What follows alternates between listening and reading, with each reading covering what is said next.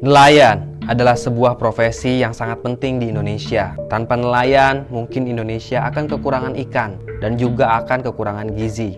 Sungguh nelayan itu adalah profesi yang sangat mulia karena memenuhi kebutuhan pangan di Indonesia. Namun di balik kemuliaannya, profesi nelayan sangat berisiko karena taruhannya nyawa. Seorang nelayan bisa berhari-hari di lautan. Mereka mengapung di lautan mencari ikan. Tak peduli adanya badai dan juga panas. Semua nelayan seperti itu. Mereka mempertaruhkan nyawa demi keluarga.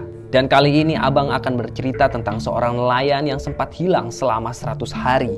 Dan nelayan itu ditemukan dalam keadaan hidup. Dan selama hilang, nelayan tersebut mengalami kejadian aneh dan janggal. Seperti apa kisahnya? Tanpa banyak basa-basi lagi, langsung aja kita simak ceritanya.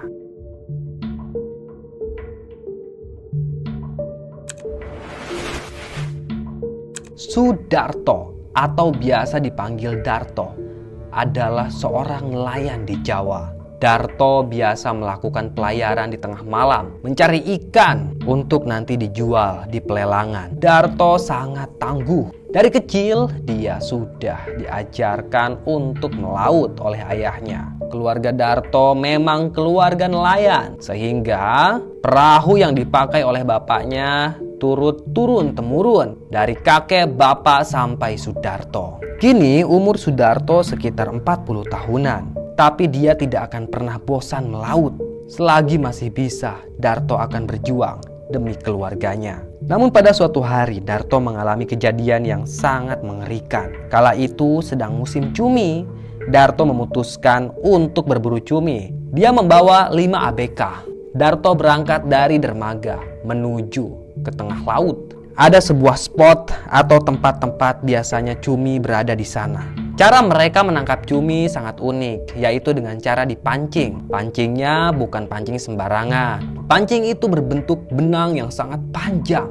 Pada bagian benang tersebut ada minnow atau umpan replika. Umpan itu menyerupai udang yang nantinya akan disambar oleh cumi. Sebenarnya ketika tadi sore Darto datang ke sebuah lokasi, Darto sudah tidak enak hati karena cuaca sangat mendung. Dari kejauhan terlihat petir yang menggelegar. Tapi Darto tetap teguh. Dia ingin dapat hasil karena dia sudah keluar solar.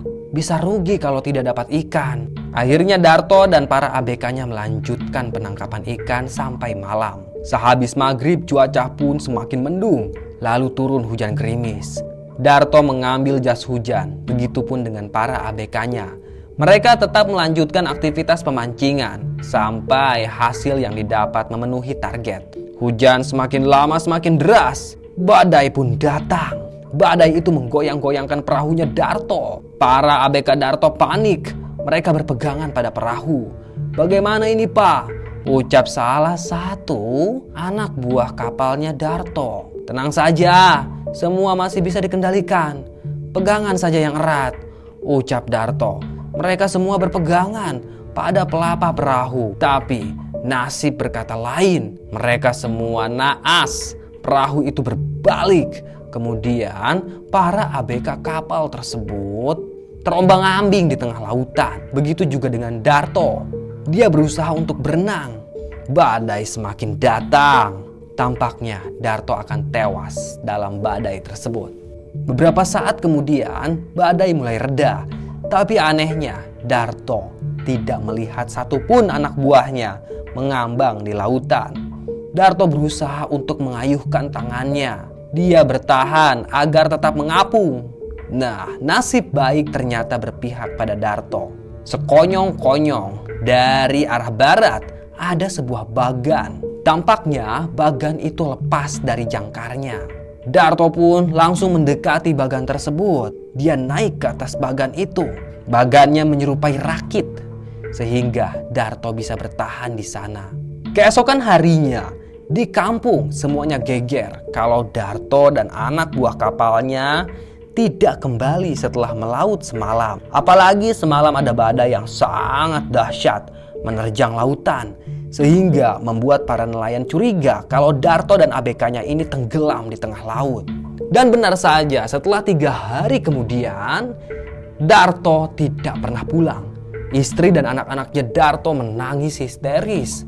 Mereka nelangsa kehilangan seorang tulang punggung keluarga. Dan selang 1 minggu, pihak keluarga mulai mengadakan tahlilan untuk Darto.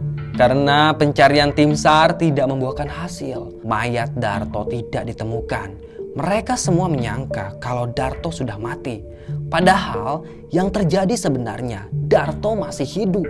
Dia masih terobang-ambing di atas bagan di tengah lautan yang sangat luas. Hamparan lautan itu tampak tak berujung. Darto tidak melihat ada pulau satupun di sana. Untuk bertahan hidup selama berminggu-minggu, Darto mengandalkan keahliannya dalam menombak ikan. Biasanya setiap sore ada ikan-ikan besar yang melintas di bawah bagan tersebut. Darto menombaknya dengan sebuah bambu yang ia ambil dari salah satu pelapah bagan. Bambu itu ia runcingkan secara manual. Kemudian ia menombak ikan, dan ikan-ikan itu ia makan secara mentah. Sementara untuk minum, Darto berusaha meminum air laut dengan cara memeras air laut itu menggunakan kain agar kadar garamnya berkurang. Dan cara Darto itu berhasil. Kadar garam dalam air laut itu benar-benar berkurang. Setelah 1 minggu lebih terombang-ambing di laut tanpa ada kejelasan, Darto mulai sadar kalau dia selama ini jauh dari Tuhan. Darto jarang sholat. Darto tobat saat itu juga. Dia mulai sholat. Dia berzikir pada Allah Subhanahu wa Ta'ala, Sang pemilik hidup dan mati, dan juga Sang pemilik alam semesta. Darto sholat dengan sangat tekun.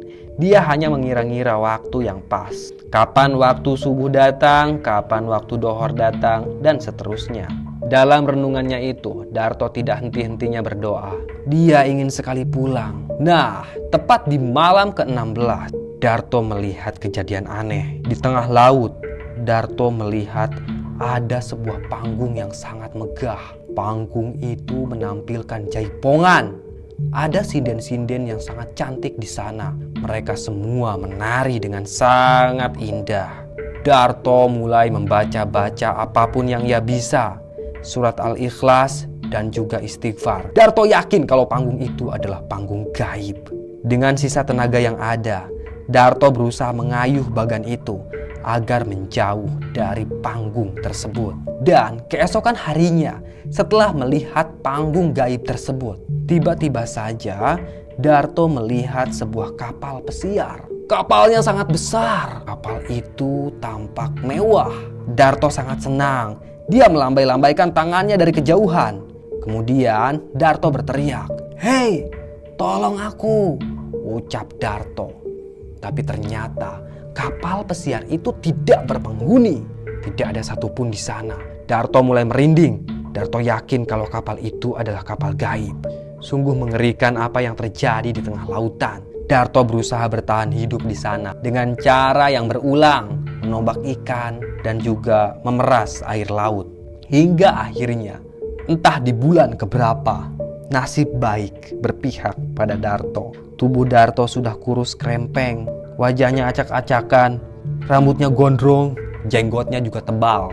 Dari kejauhan Darto melihat sebuah perahu nelayan. Darto pun ditolong oleh nelayan tersebut. Tapi anehnya, nelayan itu tidak berbahasa Indonesia, melainkan berbahasa Thailand. Ternyata selama berbulan-bulan ini, bagan Darto sudah berlayar, mengarungi samudra, hingga tiba di perairan Thailand. Darto diselamatkan oleh nelayan itu, lalu dibawa ke rumah sakit. Setelah dicek, ternyata Darto adalah warga negara Indonesia. Dia pun dipulangkan oleh Kedutaan Besar Indonesia dari sana. Dia ditolong. Kisahnya kemudian diberitakan di koran-koran dan juga di radio. Selesai. Terima kasih sudah menyimak cerita Abang. Tunggu cerita-cerita lainnya ya. Tetap sehat dan salam Distrik Nusantara.